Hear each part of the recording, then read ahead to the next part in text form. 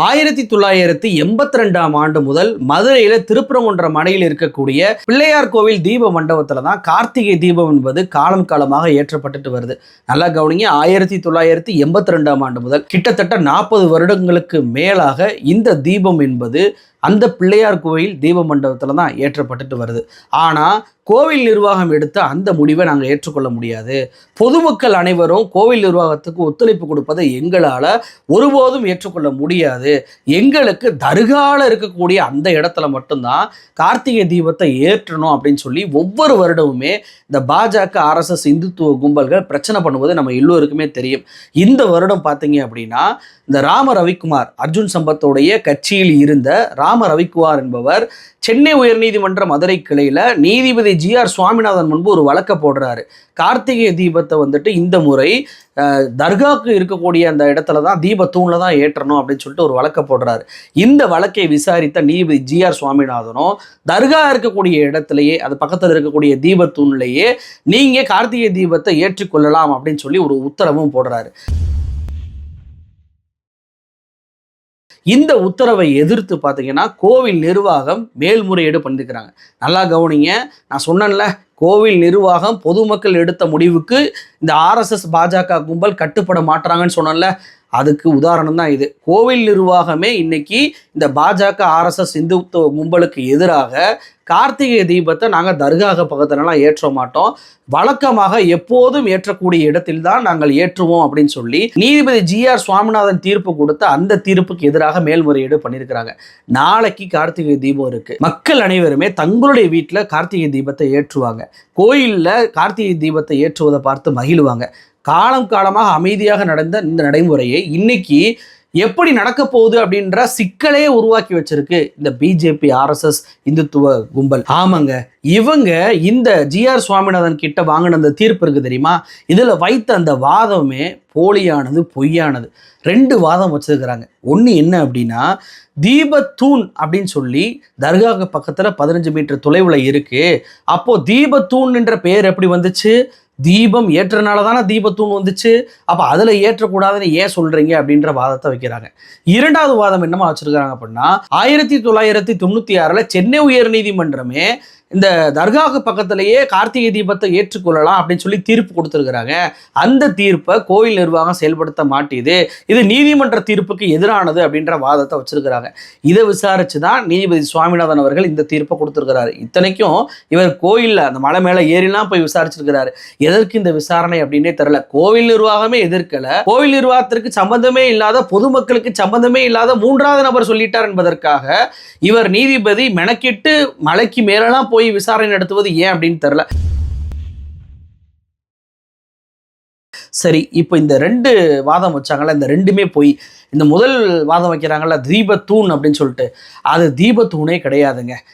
மலையில் இருக்கக்கூடிய சமணர்கள் பகுதி, அதே போல் இந்துக்களுக்கு கோவில் இருக்கக்கூடிய பகுதி, இஸ்லாமியர்களுக்கு தர்கா இருக்கக்கூடிய பகுதி அப்படின்னு சொல்லி வரையறை பண்ணி கல் கொண்டிருப்பாங்க.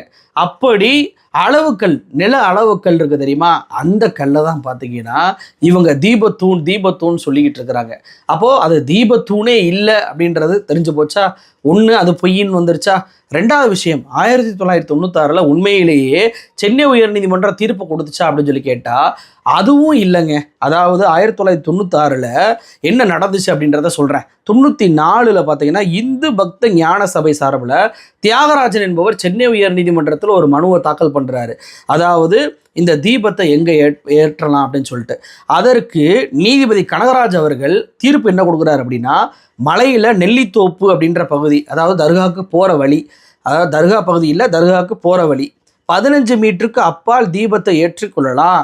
விளக்கு எங்கே ஏற்றணும் அப்படின்ற அதிகாரத்தை கோவில் நிர்வாகமே ஏற்படுத்தி கொள்ளலாம் அப்படின்னு சொல்லி தீர்ப்பை கொடுக்குறாரு. நல்லா கவனிங்க, இந்த தீர்ப்புல தர்கா இருக்கக்கூடிய அந்த பகுதியில தான் தீபத்தை ஏற்றணும்னு சொல்லிட்டு நீதிபதி தீர்ப்பே கொடுக்கல.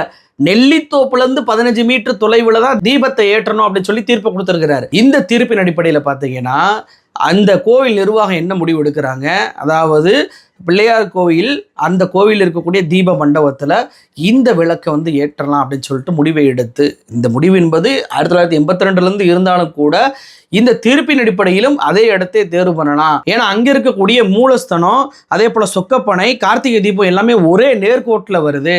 ஸோ அந்த இடத்தையே நம்ம தேர்வு பண்ணிக்கிறலாம் அப்படின்னு சொல்லி முடிவே எடுத்துட்டாங்க.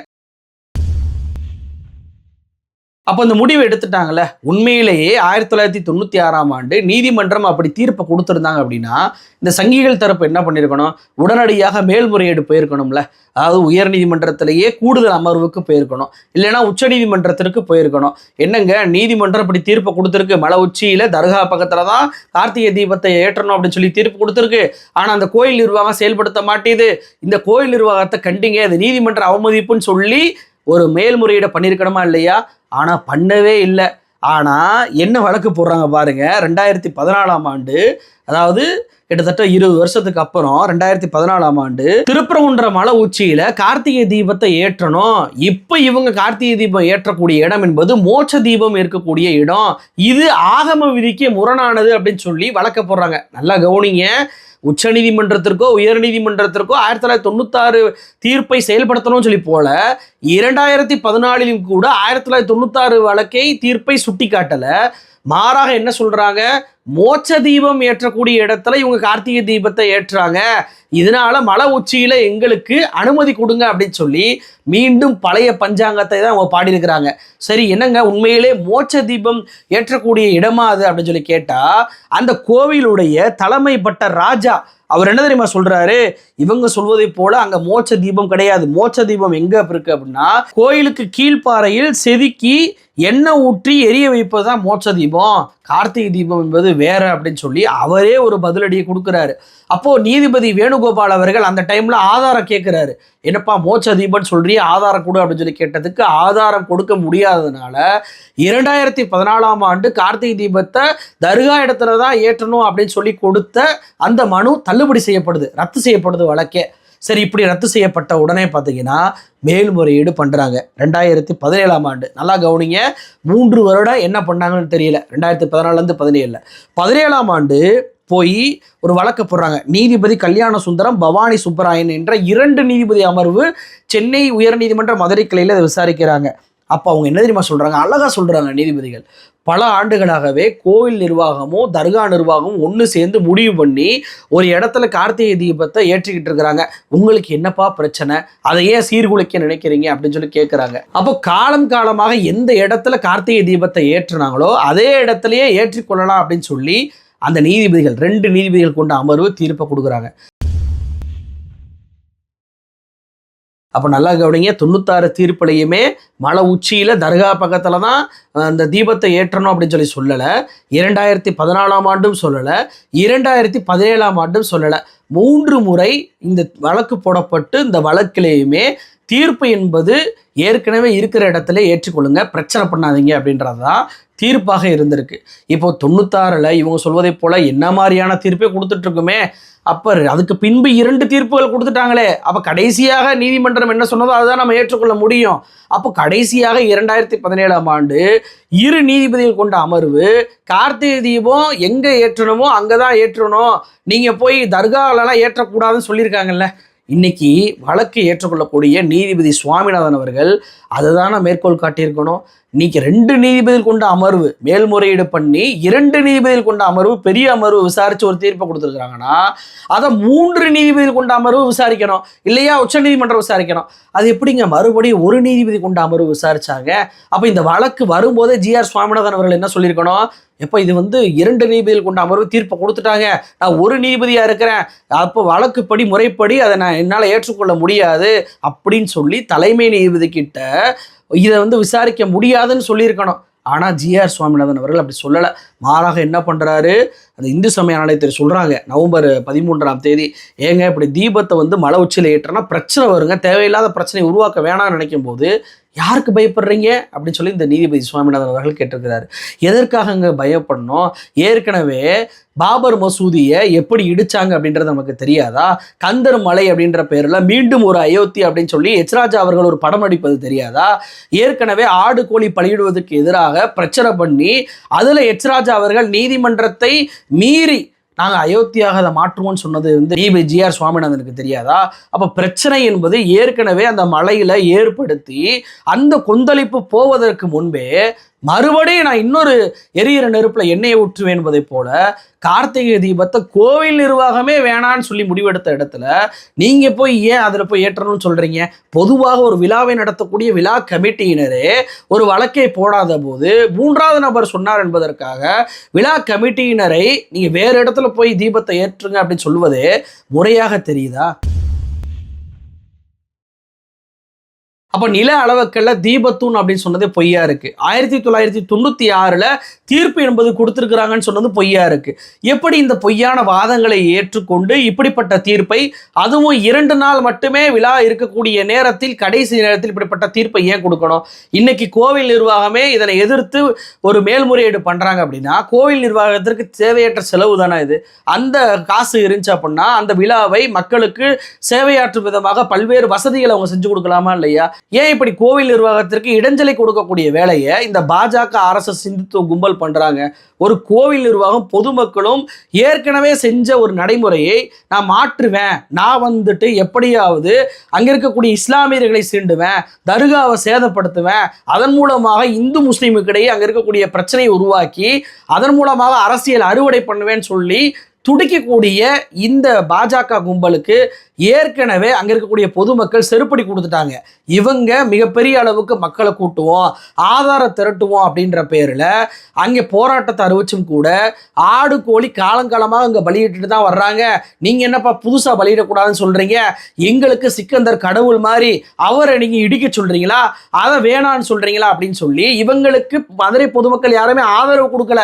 இவங்க நடத்தின முருக பக்தர்கள் மாநாடு கூட பாத்தீங்கன்னா இவங்க வச்ச அந்த பொம்மை செட்டப் இருக்குல்ல, அந்த கோயில் செட்டப்பு, அந்த செட்டப்புக்காண்டி தான் மக்கள் வந்து வணங்கினாங்களே தவிர இவங்க நடத்தின மாநாட்டுக்கு யாருமே வரல. பூராமே பார்த்தீங்கன்னா காரு பஸ் தான் நின்றது தவிர ஒரு பைக்கு கூட நிற்கல. அதன் மூலமாக என்ன தெரியுது, உள்ளூர் பொதுமக்கள் யாருமே இந்த முருக பக்தர் மாநாட்டுக்கு இவங்களுக்கு ஆதரவே கொடுக்கல அப்படின்றது தெரியுதா? அந்த முருக பக்தர் மாநாட்டிலையுமே நீங்கள் முருக பக்தியா பாடினீங்க, அங்கே போயிட்டு கலவரத்தை தூண்டுனீங்க, பெரியார் அண்ணாவுக்கு எதிராக வீடியோ போட்டீங்க, அங்கே அதிமுகவினரே உங்களுக்கு எதிராக பேசக்கூடிய நிலைமை வந்து ஏற்பட்டுச்சு. அப்போது ஒரு கோவில் நிர்வாகம் மிக அழகாக அமைதியான முறையில் ஒரு திருவிழாவை நடத்தினா நாங்கள் எப்படி அதை நடத்துவோம்? என் விநாயகர் சதுர்த்தியை பாரு எப்படி கலவரம் பண்ணுறோம், பள்ளிவாசல் தெருவுக்குள்ள தான் போவோன்னுவோம், பிரச்சனை பண்ணுவோம், கல்லெறிவோம், கலவரம் பண்ணுவோம். அது மாதிரி தான் கோயில் நிர்வாகம் இப்படிப்பட்ட விழாக்களை எல்லாம் நடத்தணும். இந்துக்கள் அமைதியான முறையில் எந்த விழாவுமே நடத்தக்கூடாதுன்ற நோக்கத்தில் தான் இந்த BJP RSS கும்பல் செயல்படுகிறதா அப்படின்ற கேள்வி இன்னைக்கு மதுரை மக்களால் எழுப்பப்படுது. இன்னைக்கு ஜிஆர் சுவாமிநாதன் கொடுத்த அந்த தீர்ப்புக்கு எதிராக மேல்முறையீடு என்பது பண்ணியிருக்கு. நாளைக்கு விழா வச்சுக்கிட்டு என்ன தீர்ப்பு என்பது கொடுக்க போறாங்க, அந்த வழக்கை விசாரிப்பாங்களா அப்படின்ற கேள்வியே வருதுல. அப்ப இவ்வளவு இடைஞ்சல்கள் உருவாவதற்கு, நெருக்கடி கொடுத்ததற்கு காரணமாக இவங்க இருக்கிறாங்க அப்படின்னா மதுரை மக்கள் இவங்களை மன்னிக்கலாமா? இன்னைக்கு கார்த்திகை தீபத்தை கையில் வைப்பாங்க, நாளைக்கு என்ன சொல்லுவாங்க, சித்திரை திருவிழாவில் புகுந்து இதே மாதிரி இஸ்லாமியர்களுக்கு எதிராக, கிறிஸ்தவர்களுக்கு எதிராக மத வன்முறையை புகுத்தி அங்கேயும் அந்த விழாவை தனிமைப்படுத்தக்கூடிய வேலையை, அந்த விழாவை ஹைஜாக் பண்ணக்கூடிய வேலையில் இவங்க ஈடுபடுறாங்க. இவங்களோட நோக்கம் என்ன தெரியுமா? கோவில் நிர்வாகம் பொதுமக்கள் சேர்ந்து ஒரு விழாவை நடத்தக்கூடாது. எந்த விழாவாக, இந்து விழாவாக இருந்தாலும் அது எங்களெல்லாம் நடத்தணும், நாங்கள் தான் அதுக்கு பொறுப்பேற்போம். எப்படி விநாயகர் சதுர்த்திக்கு கடையாக போய் வன்முறை பண்ணி காசை வசூல் பண்ணி தின்போமோ அதே போல் மற்ற விழாவுக்கும் காசை திங்கிறதுக்கான வழியை தான் இவங்க செய்கிறாங்களா அப்படின்ற சந்தேகம் இன்னைக்கு மதுரை மக்களால் வைக்கப்பட்டுட்டு வருதுங்க. அப்போ இவங்களுக்கு இந்த கார்த்திகை தீப விஷயத்திலேயே இவங்க அம்பலப்படுத்தலை, இவங்களை தனிமைப்படுத்தலை அப்படின்னா அடுத்தடுத்த இந்து மக்களுடைய விழாக்களில் புகுந்து பிரச்சனை இவங்க பண்ணுவாங்க.